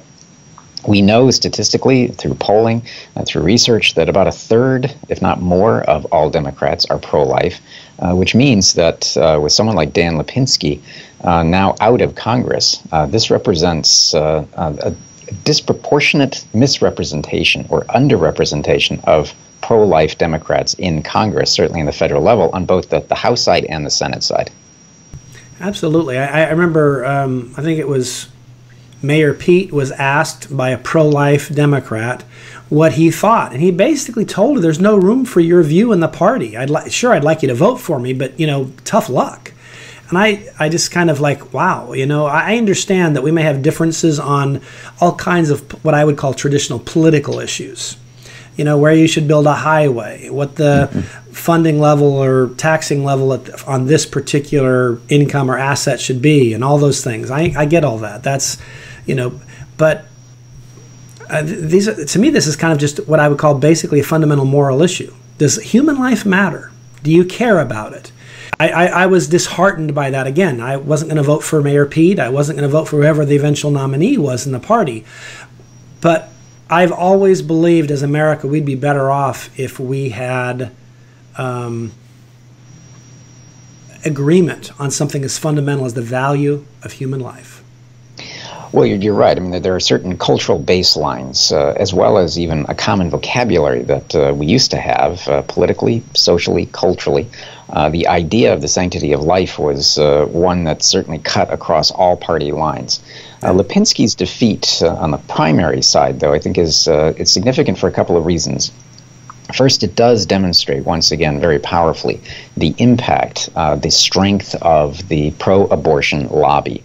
Certainly, politically here in Washington, D.C., where I'm based, but in particular within the Democratic Party. They targeted him for removal for one simple reason, that he was acceptable on many other fronts to these Democrat voters, certainly those who control the party, except for abortion. And it was for that reason alone that organizations like NARAL, Planned Parenthood, Emily's List targeted Lipinski specifically for removal. And it demonstrates, to your point, as Mayor Pete said, the question that can be asked by pro-life Democrats, is there room in the Democrat Party for those who support the cause of life? But the other thing that this represents is what we're seeing now on the presidential side, with all of the major candidates who were running for president against Donald Trump, is the embrace of what is an increasingly radicalized abortion agenda, which entails abortion basically on demand. That's abortion effectively to birth and in some cases even beyond. Yeah. So the litmus test is now increased. Exactly. So the litmus test has changed too. Not only are you expected to support abortion, but you must now accept the most radical forms of abortion. And that poses, I think, some real challenges for those who consider themselves to be Democrats and pro-life. Yeah, I mean, I'm located in the D.C. area as well, just outside of D.C. in Virginia, and our governor was, on our radio show this past year, talking about a healthy baby that was born in the process of an attempted abortion, but was born alive, and his attitude was, yeah, we'll have a conversation with the parents, and then we'll decide what to do with it. And I'm like, wow. And he was a doctor. Exactly. And a politician and a doctor. And I think to myself, if the baby's born alive, doggone it, it's here. I mean, we can't, it used to be we talked about when does life begin. For me, it's conception. But if the baby's here, what's the debate? Well, and at a certain point, we move even beyond discussions as horrifying as a procedure is for the so-called late-term abortion, now into what is blatant or essentially infanticide. And again, it goes back to that question of how radical does a person have to be for federal office to be acceptable, certainly by wide parts of the leadership of the Democratic Party. Now, the other aspect of this, and this is something that Congressman Lipinski pointed out in a recent interview he did with the National Catholic Register, which is part of EWTN News, and that is that those positions really stand opposed to what are the majorities of the American people. If you look, and we saw this with our own polling, and our polling that we did between EWTN News and Real Clear Opinion Research, that the majority of Americans are opposed to things like late-term abortion. And it's something that flies in the face, not just of political reason, but it's sort of the reality of where Americans are. And so when we see the outsized influence of organizations like NARAL and Planned Parenthood in influencing even primary challenges, we begin to see how disconnected that movement is from the basic American opinion. That is so true. Somehow it's become this kind of thing on which Americans just are going to have this horrible fight, and we all used to agree. You know, we hold these truths to be self-evident, that all men are created equal, endowed by their Creator with certain inalienable rights. Among these are life, liberty, the pursuit of happiness. All of a sudden now that's not really agreed upon anymore. It's sad, I think. It's not a good development. But at any rate, we are up against the break. The clock sometimes is a cruel taskmaster. So it is. Just remind I'm glad you can stick around for a second segment because there's more to talk about. But I do want to remind our listeners, we are the Conservative Commandos, and we will be right back with Matthew Bunson after these messages.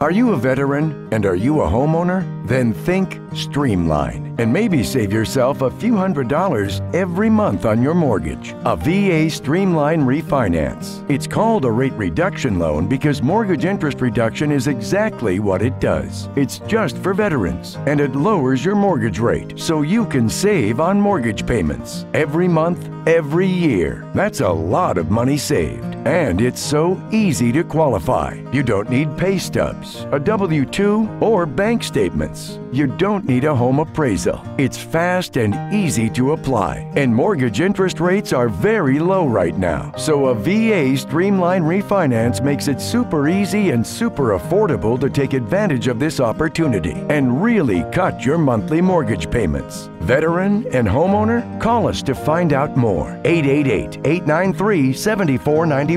888-893-7491.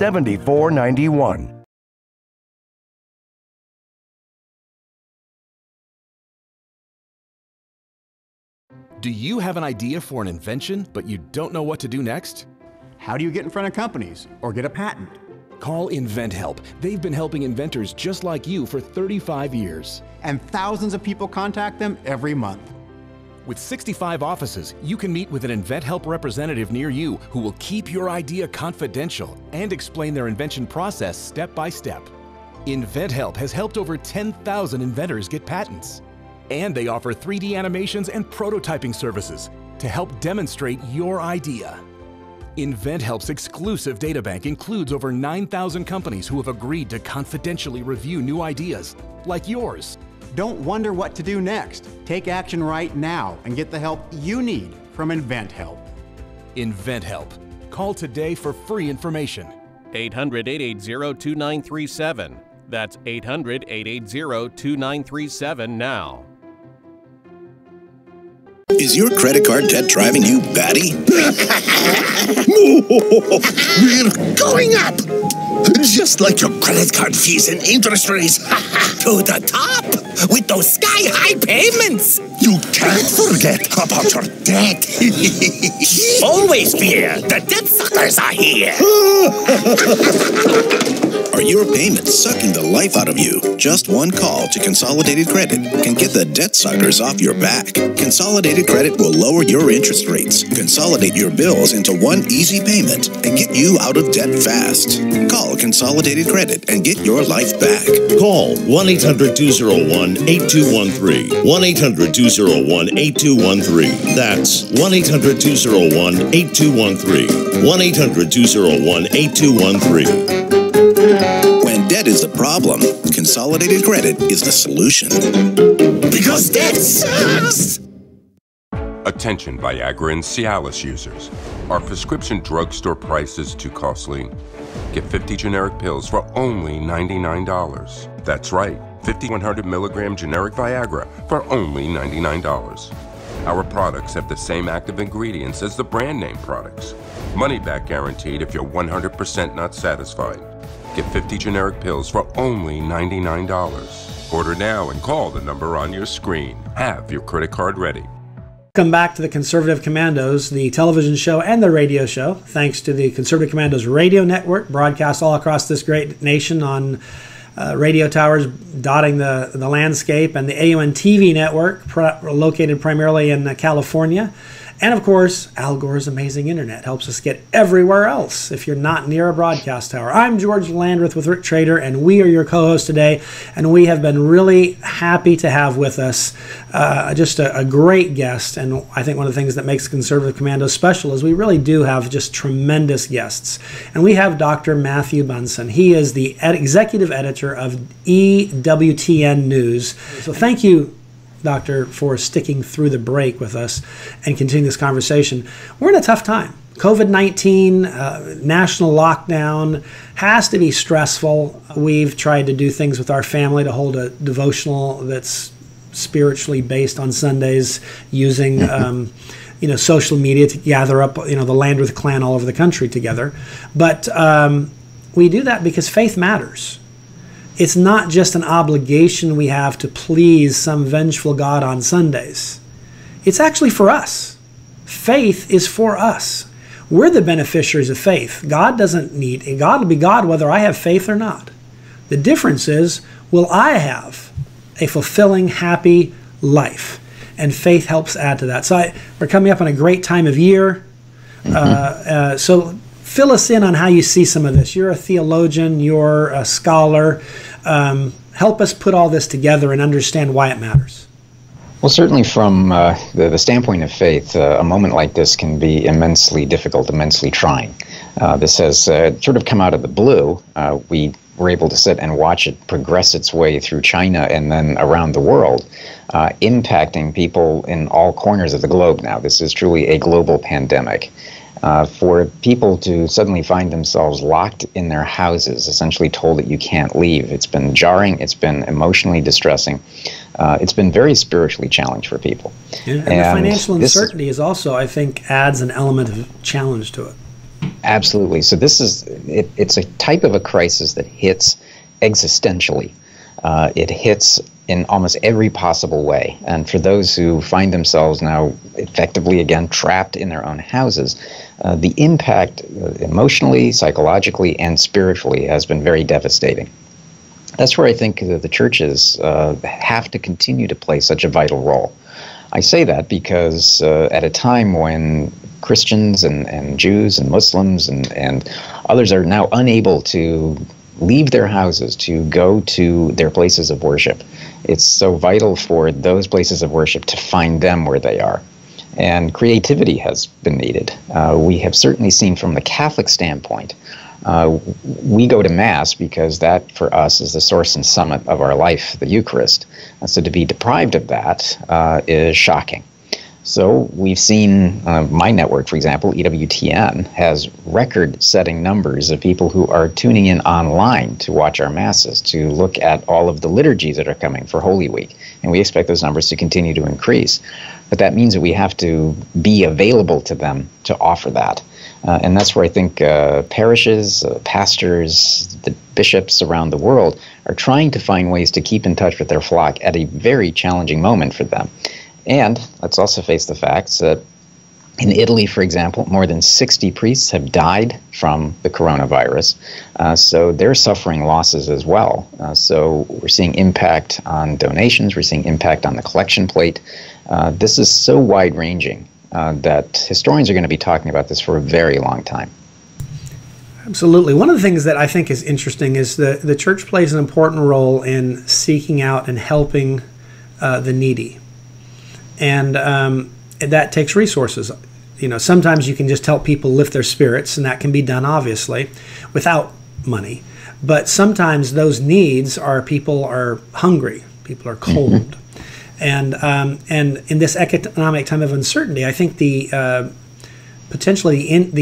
needs will increase.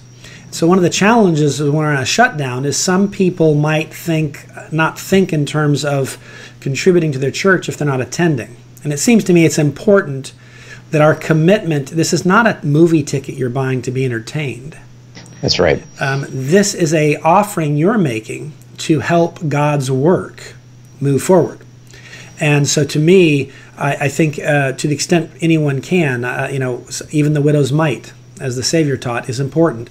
Well, that's absolutely right. And we're seeing already nationally with some of the Catholic apostles, such as Catholic Charities, food banks across the board.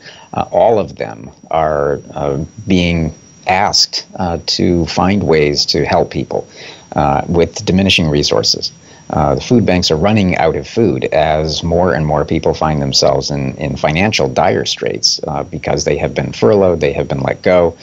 So this is a moment, I think, for people of faith to step forward and to do what you can do in your own setting, wherever you are.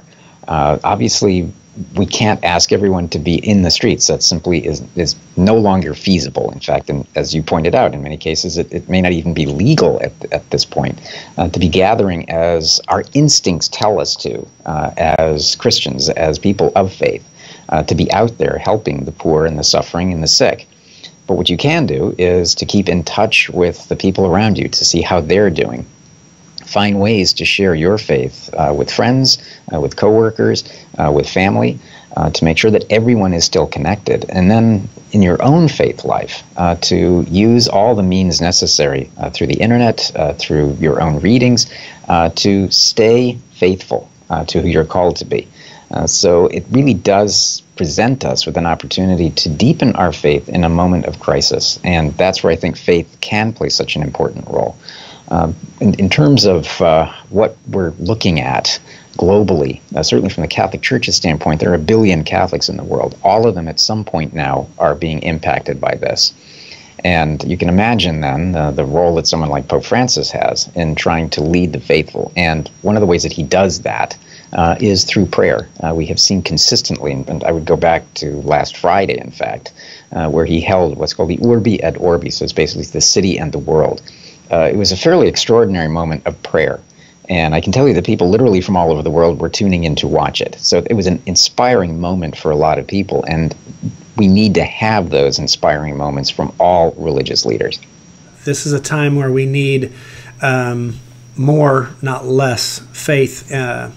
It's a great antidote to a loss of hope. And we're coming up on Easter, the Holy Week, and the whole message of all of that is this message of redemption and hope and renewal.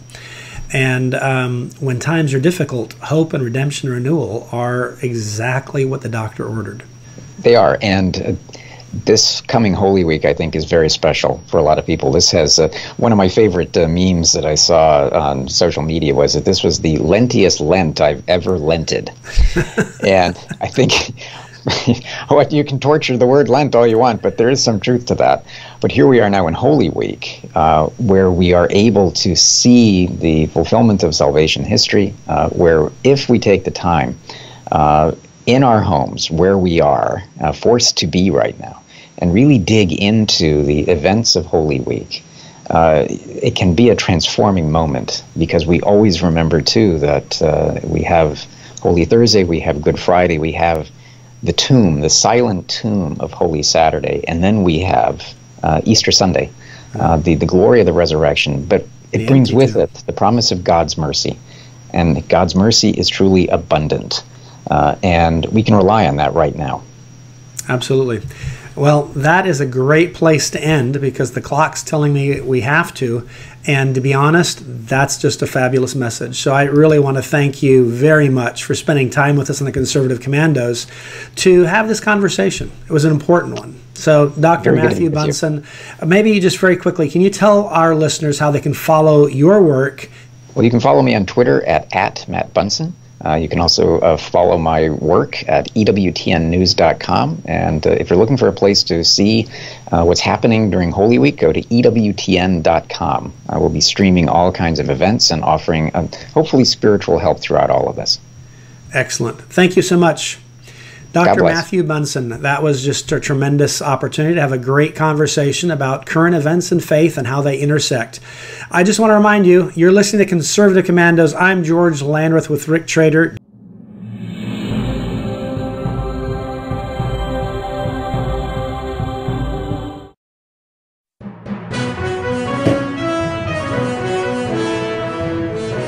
Everybody wants cheap airfare, but where do you find it? You call low-cost airlines. Their prices are direct from the airlines, and they're so low you can't find these fares published anywhere. They specialize in cheap flights, discount hotel rooms, cheap car rental rates, and great package deals anywhere around the world. Wherever you want to go, they can help you get there cheaply and with a best price guarantee. If you want the lowest prices on your airline tickets or other travel services, call now.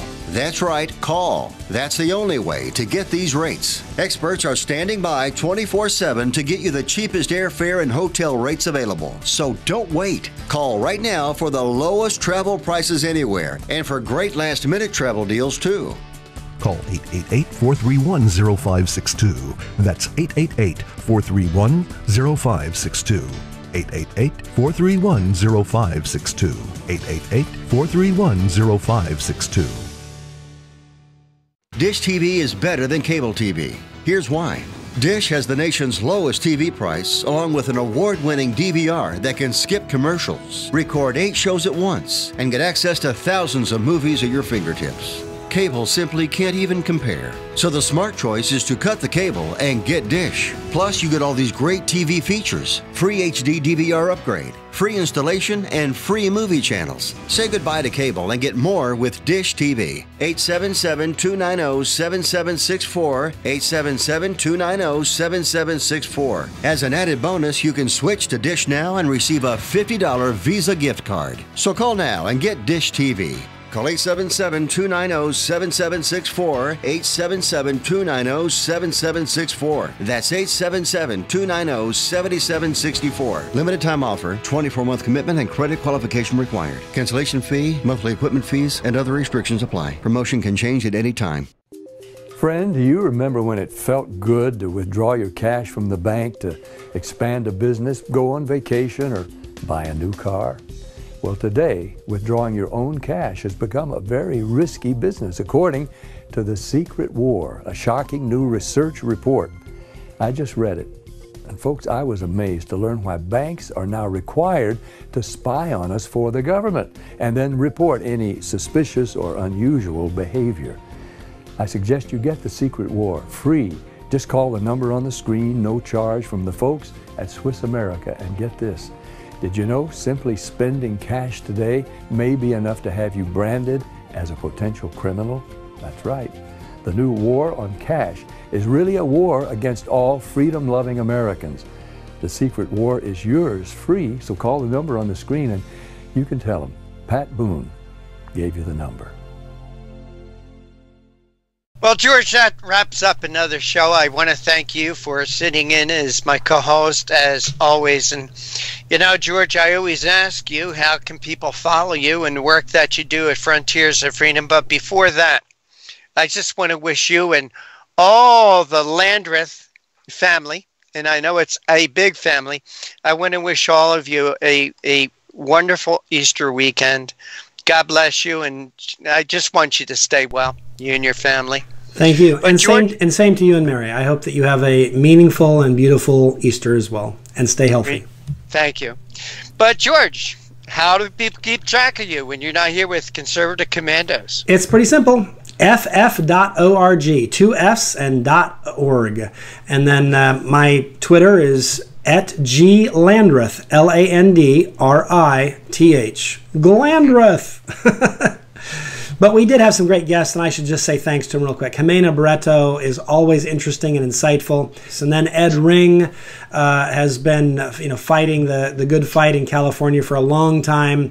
And I thought just a wonderful way to end was to talk with Dr. Matthew Bunson. To talk about the symbolism of Easter and spring and just the idea of faith and renewal and how much we all need that. This weekend is a special holy weekend, and I'm grateful for it. Its time could not be better. This is Easter weekend. This holiday is going to be much different than what we've celebrated in the past. In the past, probably most of us have been with friends and family, and that may not be so this year. So this might be a really great time to remember the reason for Easter, the resurrection of Jesus Christ. And with that, We are out of time. We got to run. We got to go. Take care. God bless. And we'll see you probably next week on TV and on radio.